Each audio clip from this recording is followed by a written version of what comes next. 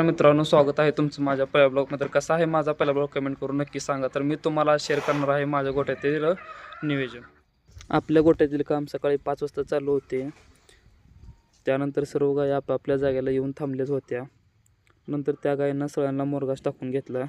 मित्रांनो, दूधधंदा करायचा असेल तर मोरघास हा गरजेचा आहे आणि मोरघास 100% सगळ्यांनी वापरावा. सर्व मोरघास टाकून झाला. आता नियोजन करायचं, धारा काढावी. मग तेवढ्यात भावड्याने धारा काढायला मशीन लावली.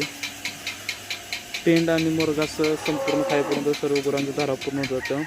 2 तासात सर्व गायींच्या धारा पूर्ण होतात. मित्रांनो, दोन्ही टाईम सेमच आहे. सकाळी 5ला लावतो आणि संध्याकाळी 5ला लावतो मिशन. धारा काढा झाला. आपल्याला दूध तर आता गाडीवर एवढं जाणार नव्हतं, त्यामुळे चर्मनचं एंट्रा घरीच घेऊन आलो. मी आणि भावड्याने केंडर एंट्रा टाकून घेतले. आता जायचं दूध घालायला. आणि नंतर सर्व गायींना पाणी पिण्यास सोडून दिले. ज्या त्या गायी जेव्हा पाहिजे तेव्हा पाणी पितात आणि झाडाखाली निवांत बसतात. मग गोट्याचे हे फायदे आहेत मित्रांनो, की गायींना जेव्हा पाहिजे तेव्हा पाणी पितात. त्यानंतर आपल्याला मित्रांनो गोट्यात जागा थोडी अजून कमी पडत आहे, त्यामुळे आपल्याला अजून गोटा वाढवायचे नियोजन चालू आहे. त्यामुळे विजून गोट्यात आणून मुरमोतायला चालू केला. अजून आपल्याला मित्रांनो गोटा वाढवायचा आहे आणि गायी वाढवायच्या आहेत. तर अजून सध्या आपल्या अजून एक नियोजन चालू आहे, की आपल्याला अजून एक नवीन गोटा मारायचा आहे. त्यासाठी सर्व रानं JCBने सर्व साफसफाई करून आता गोटा मारायला सुरुवात करायची आहे मित्रांनो.